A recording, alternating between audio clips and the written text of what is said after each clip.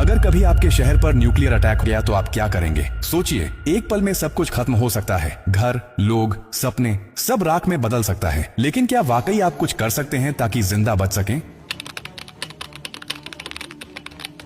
हाँ, अगर आप अभी से तैयार हैं, ये जानकारी जिंदगी और मौत के बीच की दूरी तय कर सकती है। क्योंकि जब एक न्यूक्लियर बम गिरता है तो सिर्फ धमाका ही नहीं होता, उसके बाद शुरू होता है वो खतरनाक खेल जिसे कहते हैं रेडिएशन फॉलआउट। और उसमें जो जिंदा बचता है वो भी धीरे धीरे मरने लगता है। सबसे पहले जानिए कि जैसे ही न्यूक्लियर बम गिरता है, एक तेज सफेद रोशनी आपके सामने आती है। इस रोशनी को देखना मतलब अपनी आंखों की रोशनी खो देना। आप अंधे हो सकते हैं स्थायी रूप से। इसलिए पहला कदम, जैसे ही धमाके की खबर मिले या रोशनी दिखे, तुरंत जमीन पर लेट जाइए, अपनी आंखें और कान बंद कर लीजिए और चेहरे को किसी कपड़े से ढक लीजिए। ये पहली रक्षा है। अब सवाल उठता है कि कहां जाएं? तो याद रखिए, अगर आपके आसपास कोई मेट्रो स्टेशन है, बेसमेंट है, अंडरग्राउंड पार्किंग है, तो वहीं भागिए, क्योंकि जमीन के नीचे रहना न्यूक्लियर फॉलआउट से बचने का सबसे कारगर तरीका है। लेकिन अगर कुछ नहीं है तो अपने घर को ही शेल्टर बनाना पड़ेगा। सारी खिड़कियां, दरवाजे बंद कर दीजिए। हर छोटी छोटी दरार को भी किसी कपड़े, टेप या गत्ते से बंद कीजिए। हवा का एक भी रास्ता नहीं खुला रहना चाहिए। अटैक से पहले या जैसे ही खबर मिले, आपके पास सिर्फ कुछ मिनट होंगे। उसी वक्त पानी भरिए, बाल्टी, बोतल, ड्रम, जो भी है।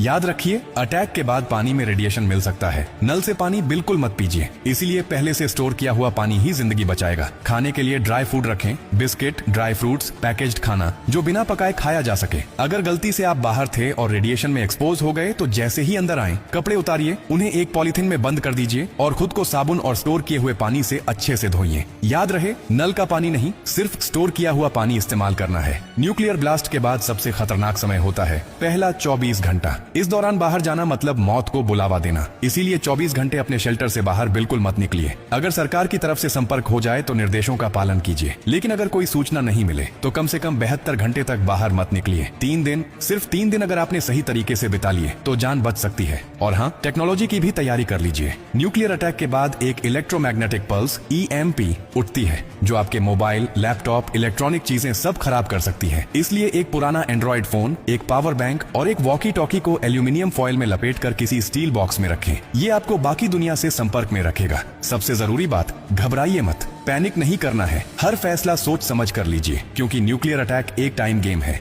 जो जितना शांत रहेगा, उसकी जान बचने के चांस उतने ही ज्यादा होंगे। और याद रखिए, ये जानकारी सिर्फ आपके लिए नहीं, बल्कि आपके परिवार, दोस्तों, पड़ोसियों और पूरे समाज के लिए है। क्या आप अकेले सुरक्षित रहना चाहते हैं? नहीं ना? तो इस जानकारी को हर उस इंसान तक पहुंचाइए जिसकी जिंदगी की आपको परवाह है। हो सकता है आपकी एक शेयर से किसी माँ का बच्चा जिंदा रह जाए, किसी पिता की आखिरी उम्मीद बच जाए, किसी बहन का भाई लौट कर घर आ जाए। और यही तो असली इंसानियत है। और हाँ, जब आप जिंदगी बांट रहे हैं तो एक वादा